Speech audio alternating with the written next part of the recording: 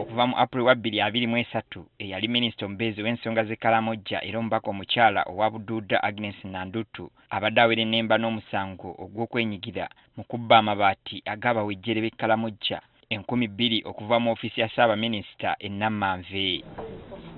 Olwaleero asuze akimanyi bulungi nti omusango guno gumusse mu vvi. Okusinziira ku mulamuzi Jane Okuo Kajuga, obujulizi bwonna bw'azze afuna era bw'awulira buluma Nandutu era nga bumumatiza bulungi nti ono mubbi wa lulango. Oludda oluwaabi lwasobola okukakasa omulamuzi nti ku mabaati omutwalo mulamba agaali gaguliddwa okuweebwa abawejjere mu disitulikiti y'e Moroto 1,000 lwokka lwe lwatuuka ng'amalala 9 gaabulako amayitire era ne kizuulwa nti Nandutu ono yatwalako 2,000 nnamba. Nandutu yeewozaako nti ekyokubba amabaati kunaaba kumusibako matu ga mbuzi kumuliisango kubanga naye yafuna amafune kudduukirira abantu b'e Bududa abaali bagoyezeddwa okuyiguluka kw'ettaka. PW1 from the OPM stores at Namanve. Kyokka kkooti bwe yamusaba ebiwandiiko ebikakasa byayogerako nga talina kyanyiga.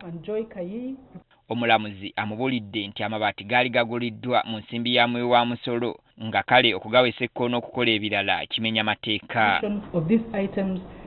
Omulamuzi yeewunyiza n'engeri ono gye yafunamu amabaati awatali yadde okugasaba mu butongole ng'ate Nandutu yali akimanyidde ddala bulungi nti abantu b'e Kalamoja be bageetaaga.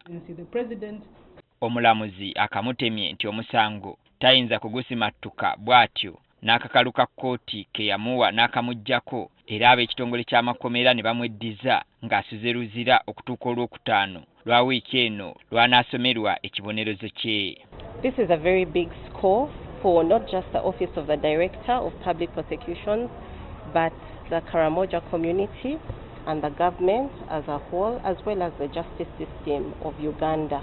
Omusango gw'amabaati guno Nandutu teyagulimu yekka. Mwalimu n'abakungu ba gavumenti abalala 15 nga ku bano abaafuna amabaati kwaliko mukama we minisita w'ensonga z'e Kalamoja Margaret Kitutu, minisita omubeezi w'ebyensimbi Amos Lugoloobi, mukama we Matia Kasaija, omumyuka w'omukulembeze w'eggwanga Jessica Lupo, Ssaabaminisita Robina Nabbanja ne sipiika wa Paalamenti Anite Anet Among.